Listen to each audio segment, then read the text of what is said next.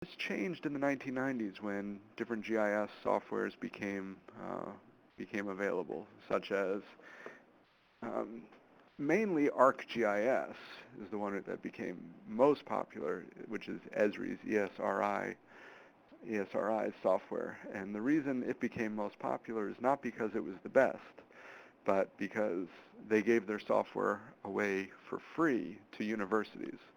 So students being trained in mapping technologies were being trained on Esri's ArcGIS product. And if any of you have experience with it, you know it's clumsy and it crashes a lot, and there are still lots of problems with it. But it also is powerful and does do a lot of different things. And Joanna, can I link to these, or how will it work? I'll bring them up for you. Okay, why don't you bring up, I think I sent you a tox map as an example.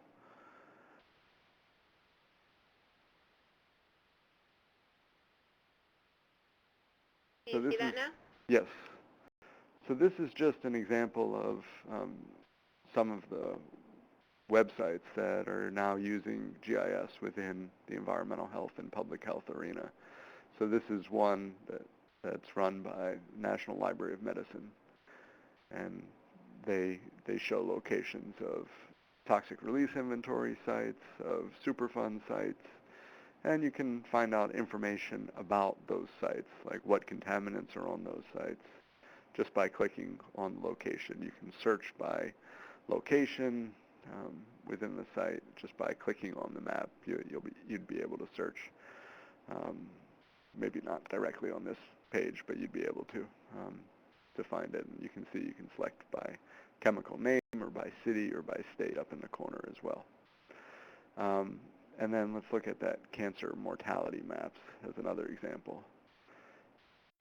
The National Cancer Institute was one of the first branches of the federal government to think mapping was important. It was actually led by a woman named Linda Pickle, who was at NCI for, I think, about 30 years.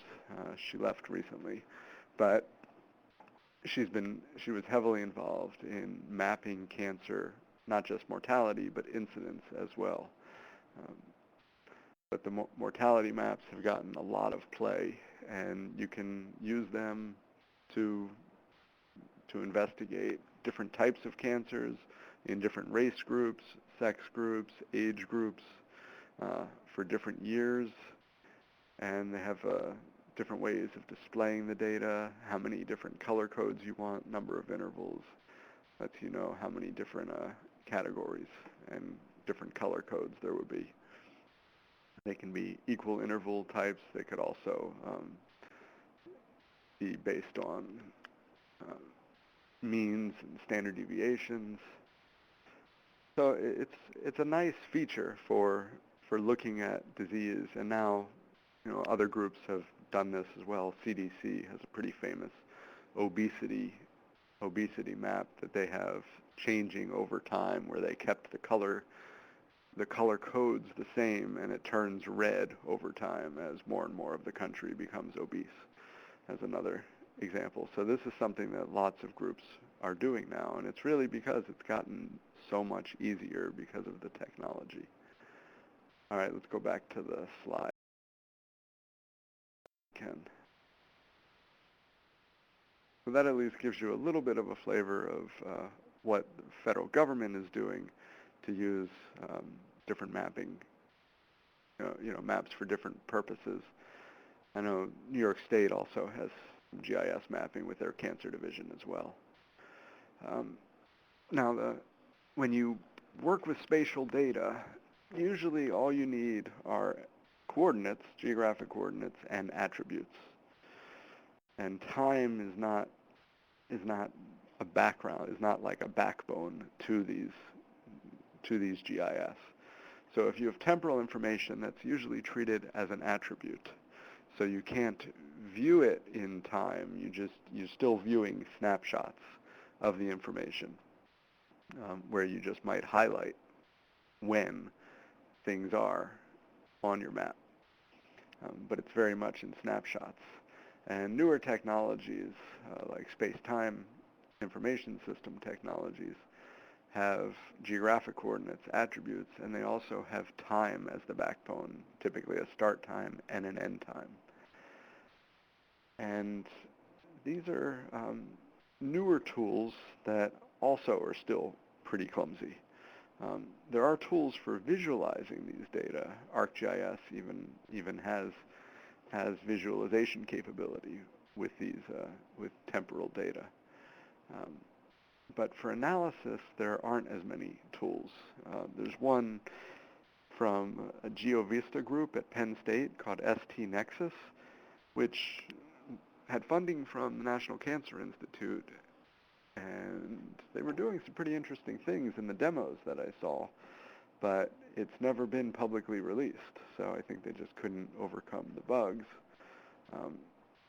And the only other software that I know of that really allows you to do a good bit of analysis with the visualization is SpaceStat, which is developed by TerraSeer, and I know about it because it's based in Ann Arbor, and I worked for the research arm of TerraSeer, which is called BioMedware, for about a year and a half after I graduated from Ann Arbor. So I'm a little more familiar with this one, but I don't know of any other softwares out there that really deal with time as a backbone, where we're talking about mobile populations. There are lots of softwares that deal with snapshots of time, but not linking databases across time and really integrating information across time in a spatial way.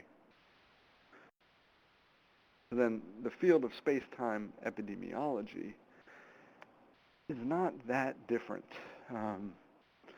at least methodologically, than space-time tools in other disciplines. The difference is just that we're focused largely on these exposure-disease relationships, but other fields are using space-time methods to link statistics with geography and whatever they're interested in, maybe sociology, maybe psychology, maybe geology, and so on. So we just link it with epidemiology.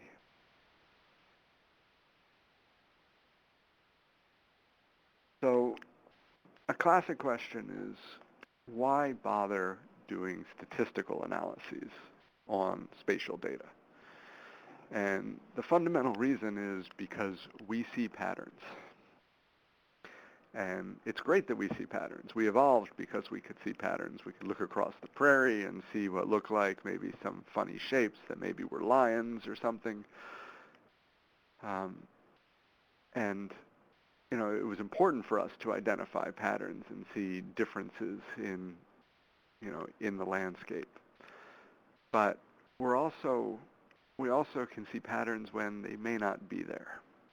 So here's an example of a grilled cheese sandwich that sold for $28,000 because of the Virgin Mary that you might be able to see in the middle. Here's another example. It might not, the other picture, it doesn't look like it's going to come up, but you might be able to see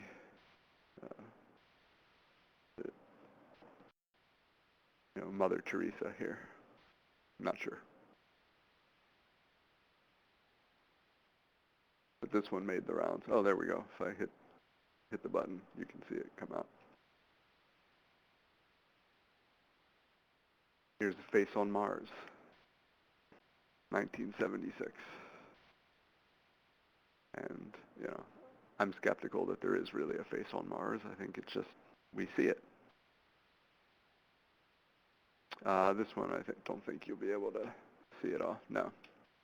So this was just another face in the Canadian Rockies that we see a profile of.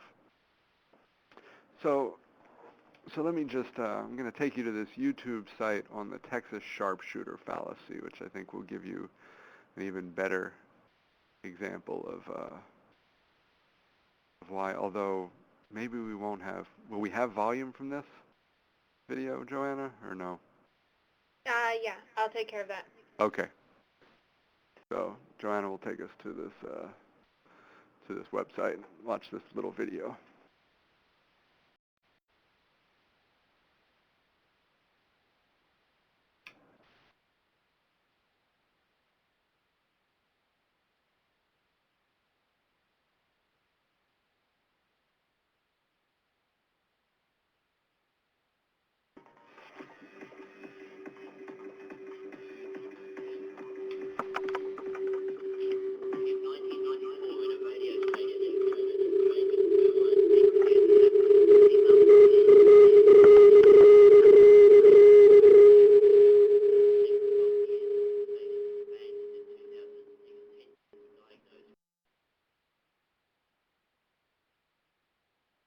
the volume might not be working. So I can kind of tell you what's happening. That might be better.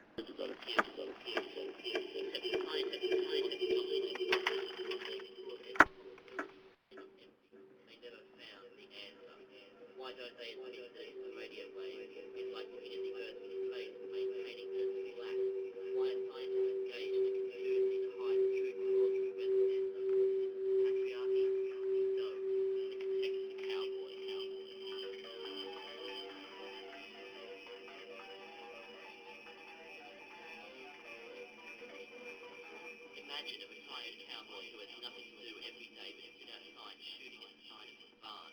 He's not aiming anywhere in particular, but to pure random distribution, some of the bullet holes are close together. In fact, there are three places where there appear to be double holes bunched together quite closely.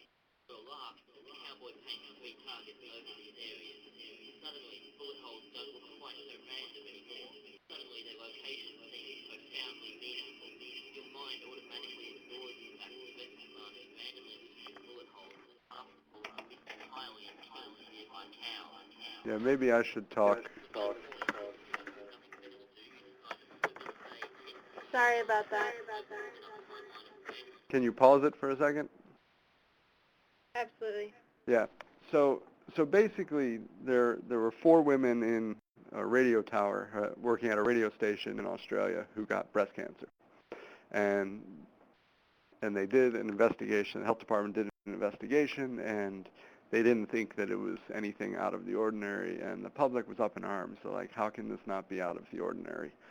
So they go through this example of, the reason it's not out of the ordinary is because of this Texas sharpshooter and this fallacy. And the idea is that if the Texas sharpshooter just shoots randomly at the barn and then paints bullseyes around the areas where there were clumps of bullets, then all of a sudden it looks more likely. And then they're going to take us through, if you can hit play now. They're going to take us through if you're flipping coins millions of times, all of a sudden you might get 230 heads in a row.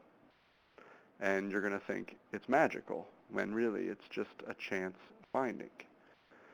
And it's just if you flip coins long enough, you're going to get that. And similarly, they're showing here, if you have, millions of office buildings around the world, there's going to be some subset of them where 1 person gets breast cancer, another subset where 2 get breast cancer, and again, another subset with 3, and then until eventually you get to this 1 office building in the world where 4 people get breast cancer. And is it meaningful in any way, or is it just that, it's really a chance finding, and that, yes, there's something responsible for it, and they're saying here maybe it's water, maybe it's cologne.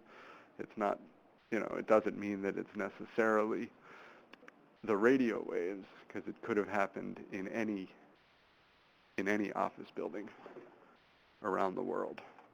It just, by chance, happened in this one. So it's a very nice video if you feel like watching it at some point on your own. But the idea is that if we don't use these appropriate, really statistical methods, pattern recognition, statistical techniques, and use systematic data collection, then we can be off. We'll think there's a pattern there and there's not, and we're wasting resources to investigate the pattern. So it's really, it makes a lot of sense to use statistical methods. So now I'm going to run through some examples here using breast cancer in Michigan, where here we have stages of breast cancer. And these show early stage and late stage. And this is an example where we're just plotting the points of early and late stage. You can tell it doesn't work very well in this image. It's hard to see where the late stage cases are because there are 7 early stage cases for every 3 late stage cases, and you can tell there's a lot of overlap in the middle of Michigan. So that this map isn't working very well. But there are choices when we make maps, and we can use points like you just saw, gives gives us more precise location information. If we want to population adjust, we have to somehow create rates to account for greater numbers in more densely populated areas. And there's, of course, issues of confidentiality. But those, my feeling is points are generally preferred in epidemiology because we're trying to understand individual disease outcomes. Yet often we're stuck using aggregated data, which are often grouped into these arbitrary administrative boundaries like zip codes or census tracts or counties or legislative districts, something. And it's very easy to population adjust when we use these databases, but of course you have to be careful. There have been lots of studies which have found high rates of racial disparities using census data in the denominator and cancer incidence or mortality in the numerator. And it turns out that the census data using these intercensal estimates have been grossly incorrect, so that these areas of high racial disparities have turned out to not be true. So you do have to be careful when you're population adjusting that you're using a denominator that is ideally intrinsic to the database with the numerator so that they come together. But the two biggest problems with aggregated data are what's called the modifiable area unit problem and the small number problem. And I'll talk about these. So the small number problem is a problem where for rare diseases you can have very few cases, like 0 or 1 or 5 cases per 1,000 or per 10,000 or even per 100,000 people. And given these unstable numerator estimates, we don't really want to rely on the actual numbers. So often what we do is we borrow information from neighboring areas. It's called smoothing. So here's a map down here of early stage breast cancer in the year 2000 in Michigan, showing areas with the highest proportion and lowest proportion, and these are the raw numbers. These are the raw data. So you can see you have some areas with very low proportions next to or nearby areas with very high proportions. And when we smooth by borrowing information from the neighboring areas, we get a much smoother map. And it's not that one is necessarily right and one is necessarily wrong, but over time, the smoothed version seems to reflect reality better. So if we take this 2000 map and we add data across, say, 10 or 15 years, it will eventually look a lot more like the smoothed map. And it's just because of that small number problem that we're getting these areas with very high proportions or very low proportions of early stage breast cancer that really are just chance differences from year to year because of the small number problem. So that's one problem. A second problem is what's called the modifiable area unit problem. And again, I'm turning to the John Snow cholera map here. This is an image from a book called How to Lie with Maps. And you can see here, depending on how we aggregate, we might not even find the source, right? So the source of the cholera was this Broad Street pump. And if we aggregate in this way, then we would find it. We would at least know that there's something going on in there. But if we aggregate in this way, and census units or legislative units, zip codes, the aggregations are funny. So you could have something aggregated that looks like this, or even that looks like this. And in this third example, we're finding the highest rates in areas that don't have the source. And that's a big concern. Oh, are you not seeing my, arrow? That's why you're pointing. Okay, sorry, I thought maybe you were seeing my arrow.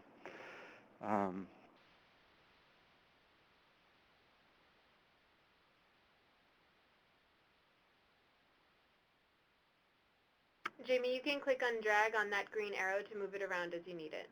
Okay. Yeah, so gotcha. So this area here is an example where we wouldn't even find the hotspot. We would find the higher rates, or we'd find the hotspots, but we'd find the higher rates in areas that don't have the source, which is that Broad Street pump. So this modifiable area unit problem, there's literature across many fields, across like ecology and political science fields, and they're finding that your results can actually change. You can find significant positive relationships between variables, and when you aggregate to different levels, you can find significant negative results across variables. So it's very, very dangerous. So this is one of the big concerns with this modifiable area unit problem. And here's an example just where we were looking at clustering using SAT-SCAN, which is really the dominant and I would say the best approach still for examining spatial clustering in data. It's a free software. It's easy to use, requires a little bit of data work to manipulate your data. You need to have your numerators or your denominators or your cases or your controls each in different files, and you need to have your geographic information in a separate file. So there's some pulling apart of your data to get it into SAT-SCAN, but it's not very hard to do. And I like the software a lot. But as you'll see here, when we analyze clustering using points, polygons of census tracts, census block groups, which are very small, and state house legislative districts, and we only found significant results using the point data. We only found significant results using point data.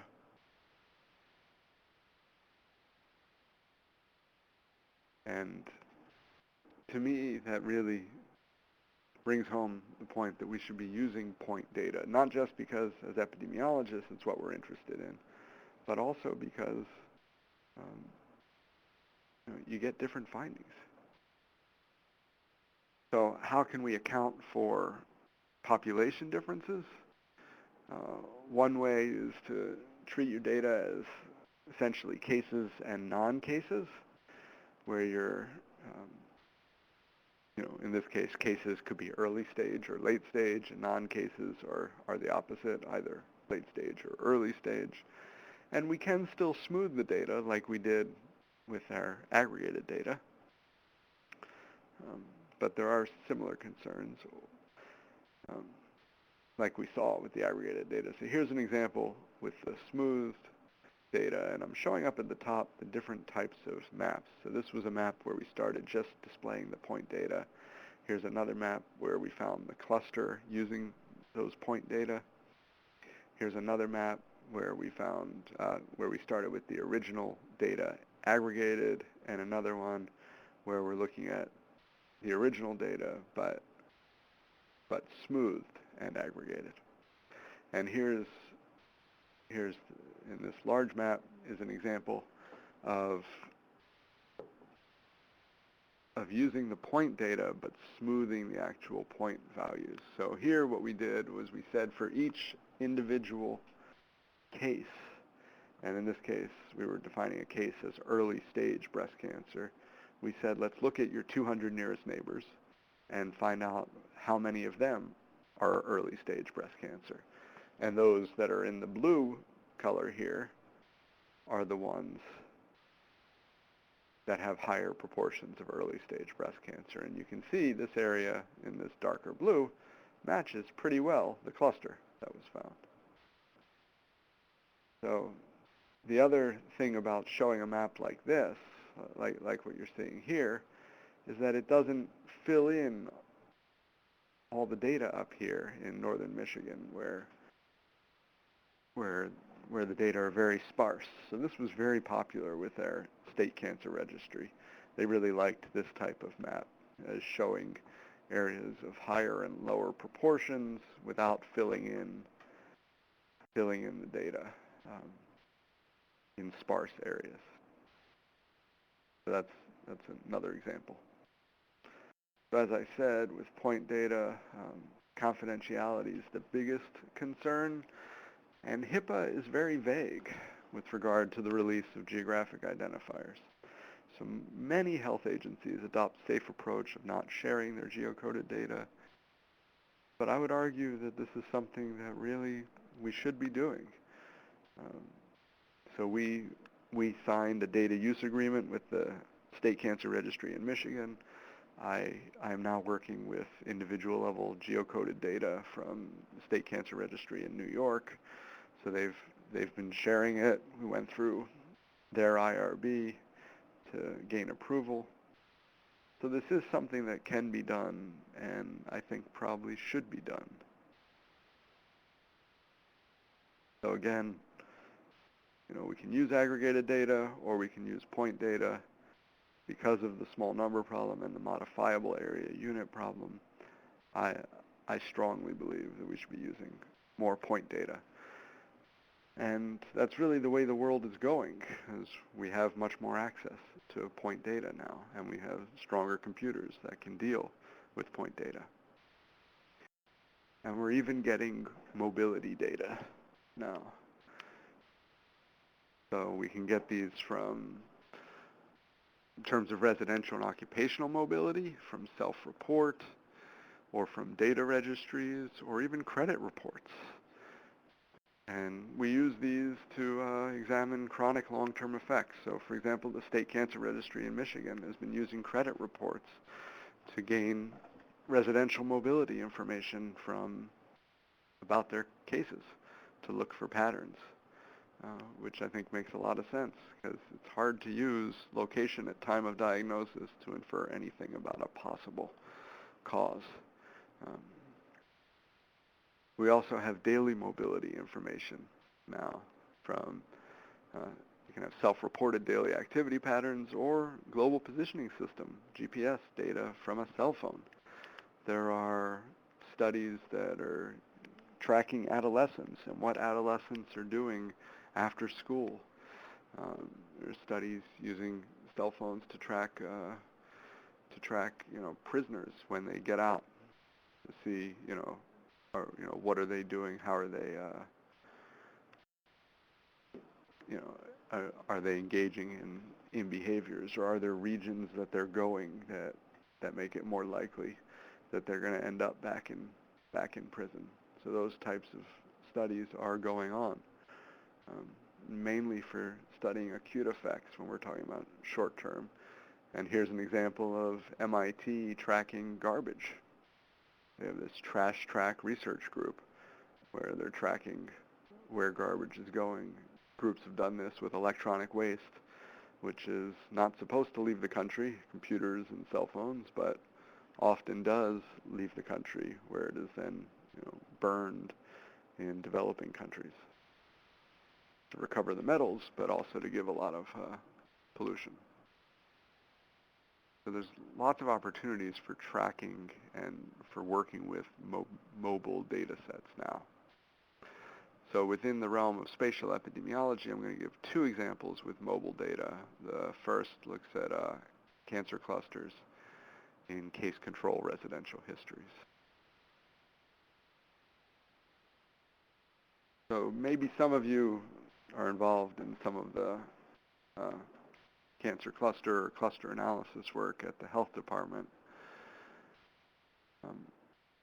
Using location at time of diagnosis or death really is not going to be very helpful. So because we know that there's some latency between exposure and disease onset for something like cancer. So we really need to account for this mobility. And we're starting to be able to do that. So there are statistical analyses now that allow us to do this. And our goal was to try to use these approaches to generate some hypotheses for diseases with largely unknown etiologies. And we can also account for known risk factors and covariates in our statistical methods, so that if we see clustering, we know it's above and beyond the factors already explained. The approach that I'm going to talk about is called Q statistics, which is using this concept of nearest neighbor relationships. So saying for each case, so these are case control data from epidemiologic studies, and we say for each case, how many of your neighbors are cases and how many are controls. And essentially that's what we're doing for every case in the database, and anytime someone moves, we recalculate that statistic of how many of your neighbors are cases. And this is just a space-time extension of the Cusick-Edwards test. So again, like I'm saying, this Q statistic yields the count at each time of the number of nearest neighbors of a case that are cases and not controls. So a low value would indicate cluster avoidance, while a large value will indicate a cluster of cases.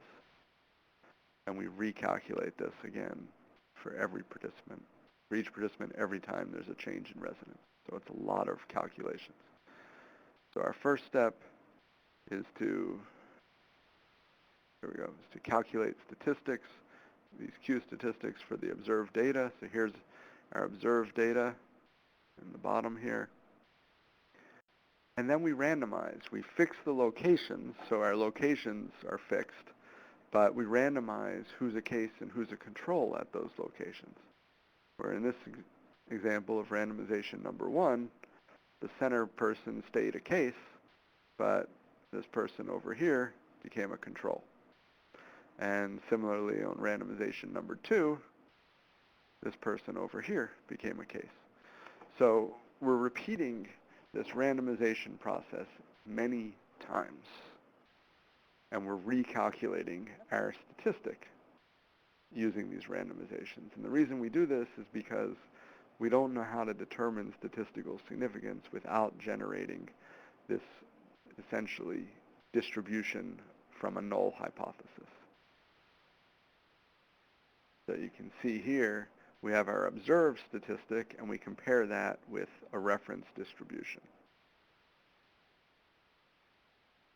And we're doing this again for each case through time, so there's lots of multiple testing going on. And it's not simple to account for that multiple testing. So we could use an adjustment like people are using in the GWAS studies, the genome-wide association studies, called a false discovery rate adjustment, but essentially what we need is a very small p-value to do that. And the computational power and time required to do that, it would require, in some of our data sets, running 17,000 randomizations. Running 999 randomizations can take 12 hours. So running 17,000 is just too much.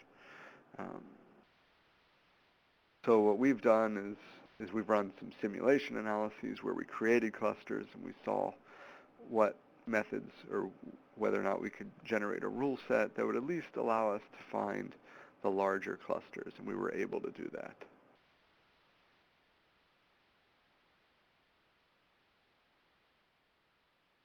Let's see. No, so, okay, so you don't get to see it moving, no. But the idea is that people are moving through time, and the clusters will pop up at different times, and they'll disappear at different times.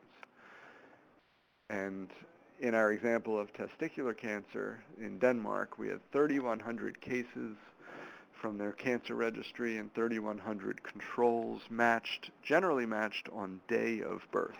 I mean, they're really, it's a phenomenal data set. So if not on the exact day, at least month of birth. And we did not find much evidence of clustering. So Denmark has some of the highest rates of testicular cancer in the world. We don't know why. Rates have basically doubled in the last 50 years. We don't know why. But what we were able to show is that it is not likely due to something that varies in space geographically. We also had locations of their mothers, not for all the cases, because the database only goes back to the 1970s with the mobility history, but for, I think, around 500 mothers, we had mobility information for anywhere from 6 months to maybe 3 years of information, and we didn't see clustering there either. So we're using these new methods, but so far they haven't proved to identify anything strong. Now our summary is that we were able to address multiple testing using simulated clusters and to develop a rule set, but we think it could still be better. And this is new stuff when we're dealing with mobile populations. As I said, we didn't find evidence of clustering in mobility histories of the Danish testicular cancer case control study, suggesting factors responsible for testicular cancer incidence in Denmark do not vary across space within Denmark, although we still think it's probably some environmental factor at play, although it likely has limited spatial variability. It's likely something that's pervasive. Let me give you another example within the realm of exposure assessment. So as many of you know, I'm sure, we have to model exposure in many cases where measurement is impractical. And measurement is either impractical because it's too expensive, or if we're looking at historical exposure reconstruction, it's because we don't have measurements from those past time periods. So often within these models we have information about human mobility as well as environmental factors, and we want to link these types of databases. And I'm going to give an example where we assessed lifetime exposure to arsenic in drinking water in bladder cancer in southeastern Michigan. This was a case control study of 400, maybe 450 cases, and around 500 controls.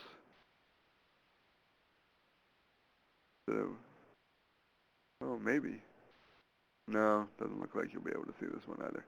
So this just shows that what we did was we contacted 135 public water suppliers in Michigan, and we got their historical information on when their water supplies came on, when they switched, if they switched from groundwater to surface water, or when they switched wells from 3 wells to 2 wells and things like that. And we also had information from the State Department of Environmental Quality on arsenic measurements in those public water supplies. So combining those databases, we generated a space-time map of arsenic in public water in Michigan.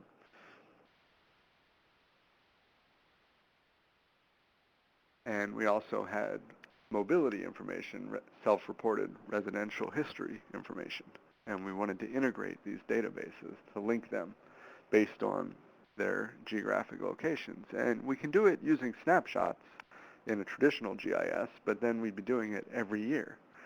And if we wanted to link, say, not just by calendar year, but by age, then we'd have to do it again by every age, because not everybody will have been the same age in 1980, for example. So we'd have to be redoing it. So it would require hundreds of snapshots to do a decent job of linking the databases. So instead, we developed this type of space-time join construction within SpaceStat. And what it does is it essentially, we start with the residential history database, and we have arsenic values you can see at locations where measurements took place, colored in purple here. And then for arsenic on past public water supplies, there we go. We go to our public water supply database where you see this person in Montrose who up here lived there from 1940 to 1983. In 1979, their water supply changed. Their water supply went from being groundwater to surface water, so their arsenic concentration changed. So even though they didn't move, their exposure changed. So we had to factor that in.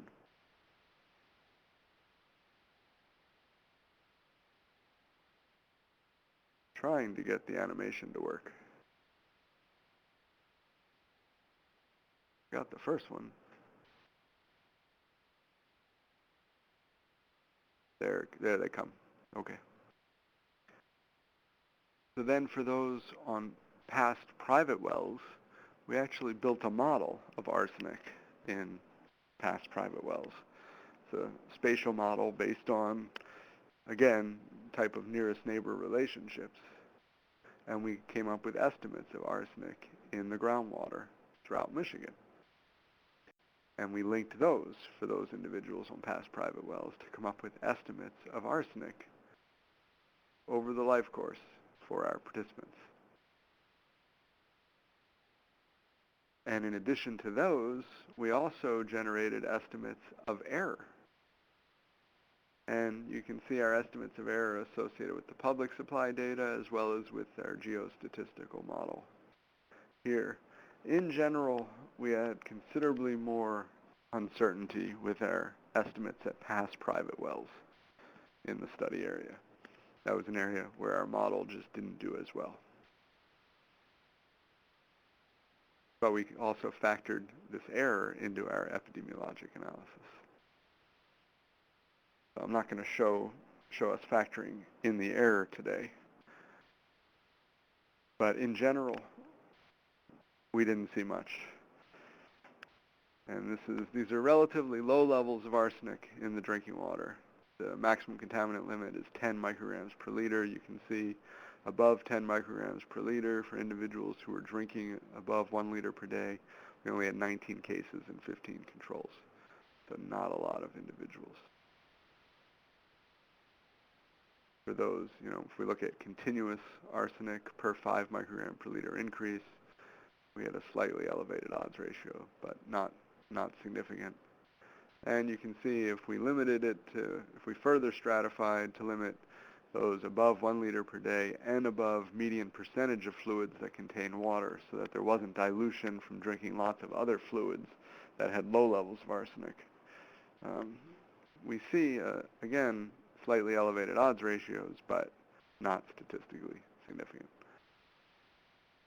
So while there might be something going on, I think it's clear that arsenic is not a primary factor responsible for the increases of bladder cancer that we are seeing in southeastern Michigan. So some conclusions in terms of mobility. So definitely in our study, we were able to execute this type of data linkage for exposure assessment. And because of that, Kathy James, who's a recent PhD graduate from the University of Colorado and has published recently on arsenic from some of her work from her dissertation, she basically adopted our approach. And in her study, they had historic urine arsenic. So they had urine levels that were stored from the 1980s, and they measured arsenic in those urine levels. And they compared the association between predicted arsenic from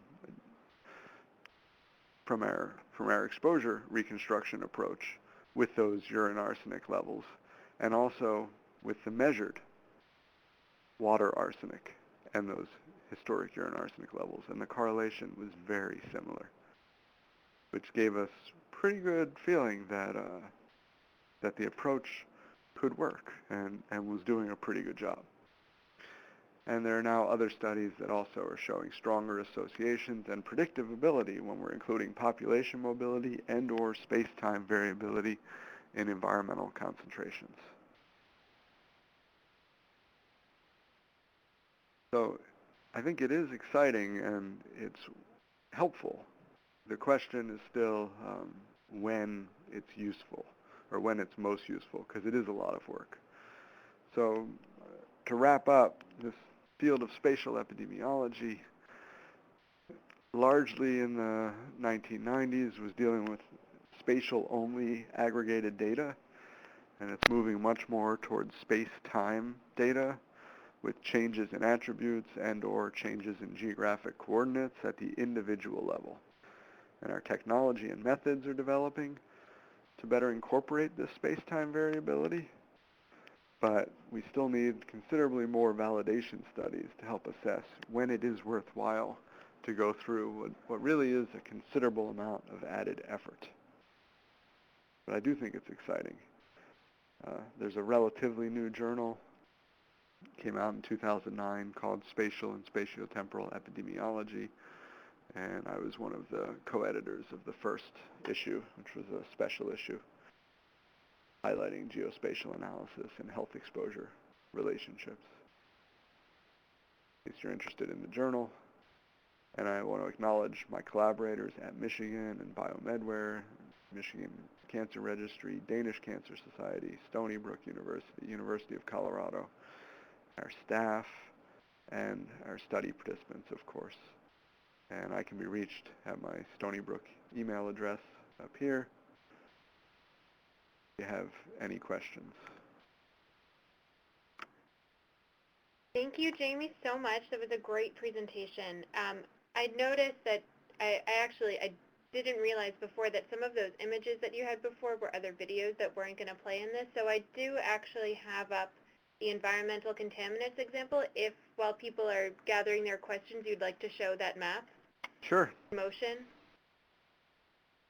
So let me just share that quickly. And again, please gather your questions, and I'll unmute the phone lines in just a second so we can take questions.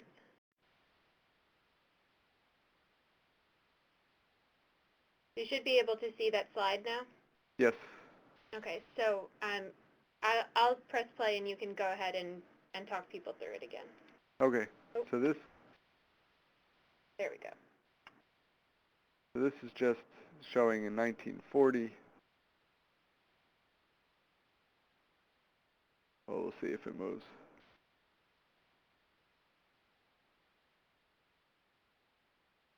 Not playing.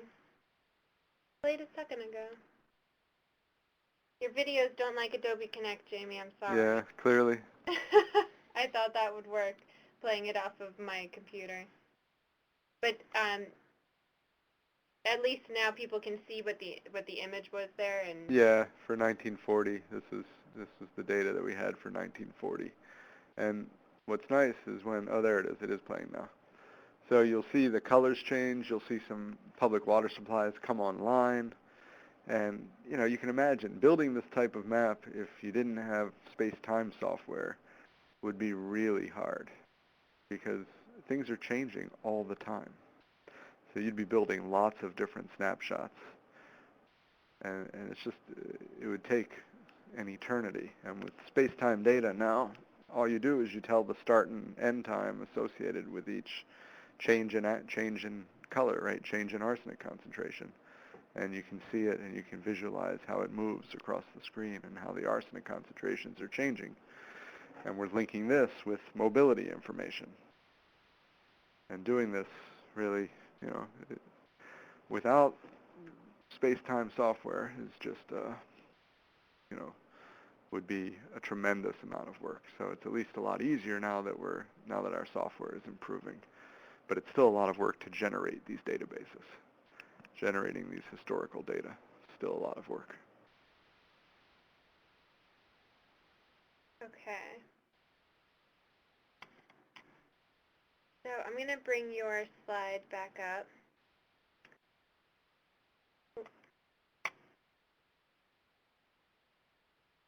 Sorry.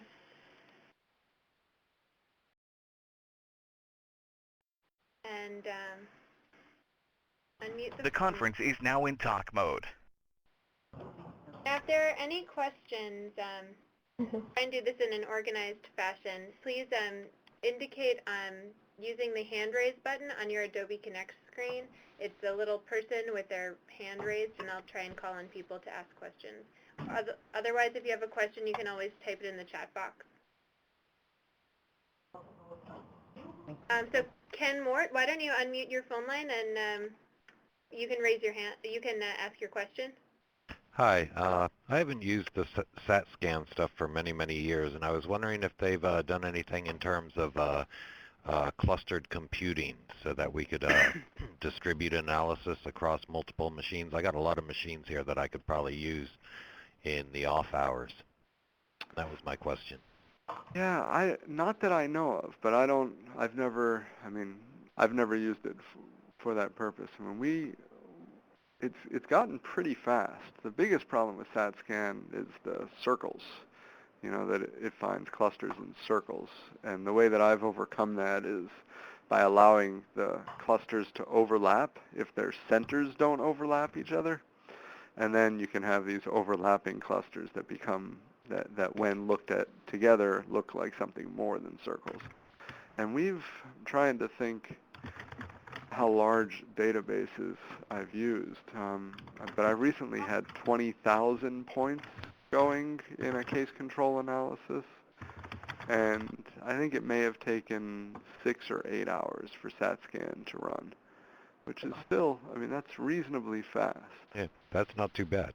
No, it's really not too bad, and that was a space-time analysis, so it was a lot of data.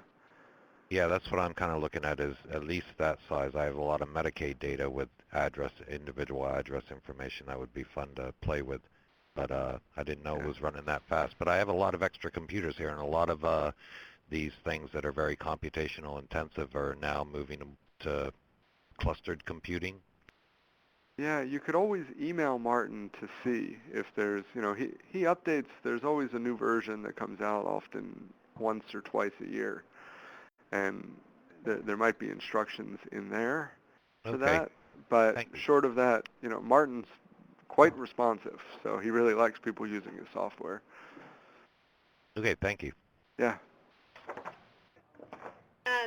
So there is a question in the chat box. Whoever is in room 713, I don't know if there's other questions, but Jamie, they wrote, what are the costs involved for this application? And anybody in room 713, feel free to chime in and expand on that or ask other questions. For ArcGIS or for SpaceStat, I guess, is part of the question. I can try to answer for both. For Esri ArcGIS, I know it's very expensive.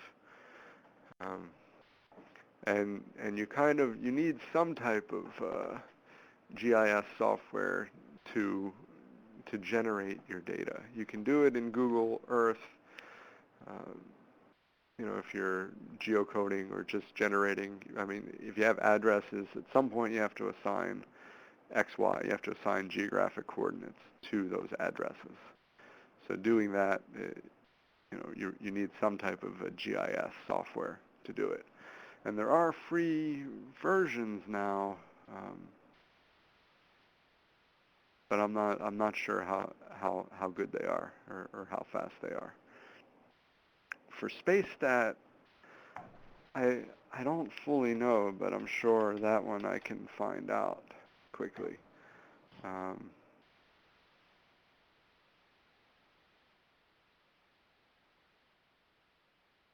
Does anyone in room 713 or the person who had this question want to elaborate on it at all as Jamie looks up the other information? Hi, Joanna. It's Janice. Thank you. No, that was the question. We just wanted a little bit more about the cost of the software. Sure. The SpaceStat looks like is $2,200.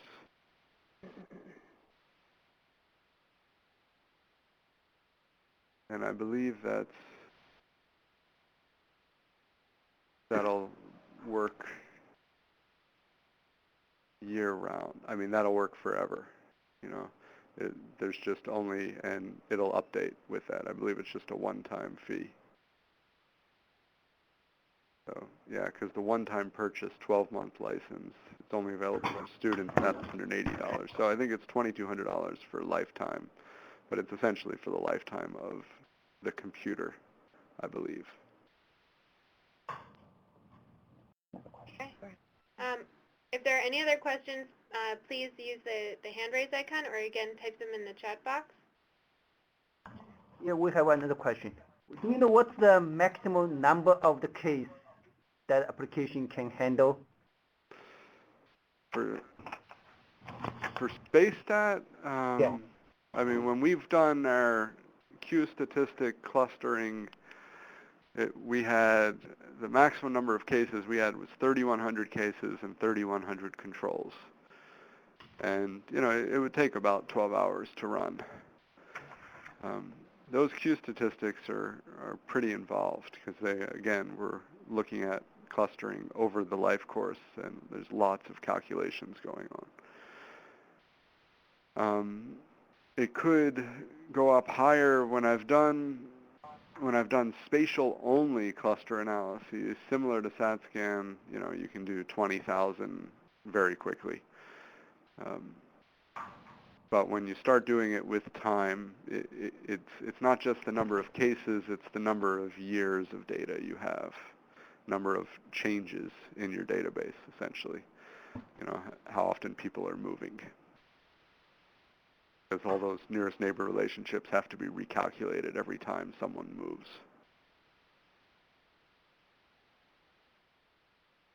Okay, thank you. Okay, are there any other questions?